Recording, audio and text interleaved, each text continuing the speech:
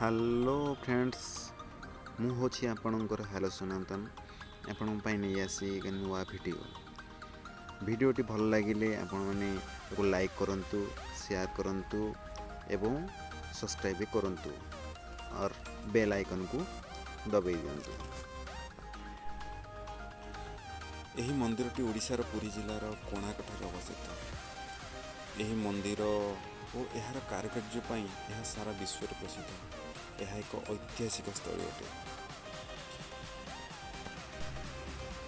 यही मंदिरटी सूर्य मंदिर भाव परिचित।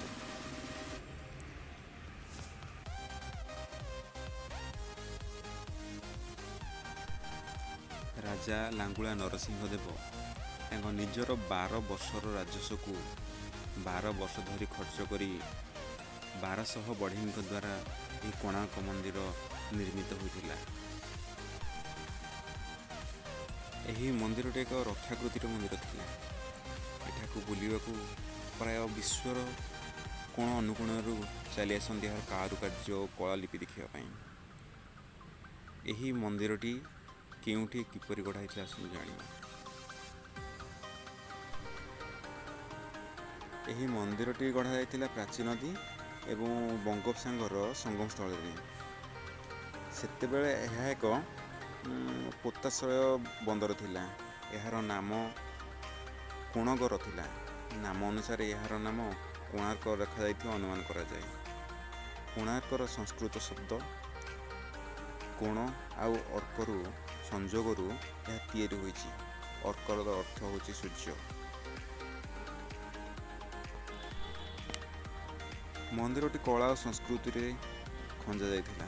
मंदिरटी 24टी छक एवं 7टी घोड़ा द्वारा खंजा जाइथिला। वर्तमान यही मंदिरटी ध्वंस हो जाइछि। केवल गर्भगृह और देवसिंहासन ही अछि। यही मंदिरटीर उच्चता 200 फुट बा 60 मीटर उच्चा। यह विश्वर उच्चतम मंदिर बोली जाना जाए। यही मंदिर निर्माण बेले पत्थर लुहा एवं चुंबक द्वारा मंदिरटी निर्माण होता। पत्थरटी निर्माण बेले पत्थर तापर लुहा तापर चुंबक दे मंदिरटी तोड़ा जाइथिला।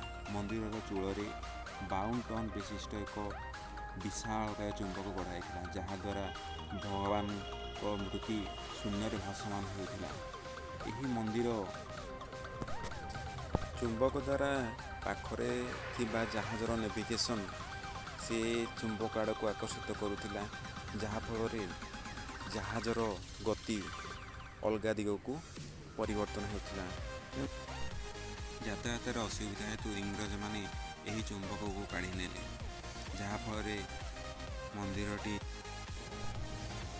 मंदिरटी भांगीगला। मंदिर कारुकार्य देखिले आपण आश्चर्य हो।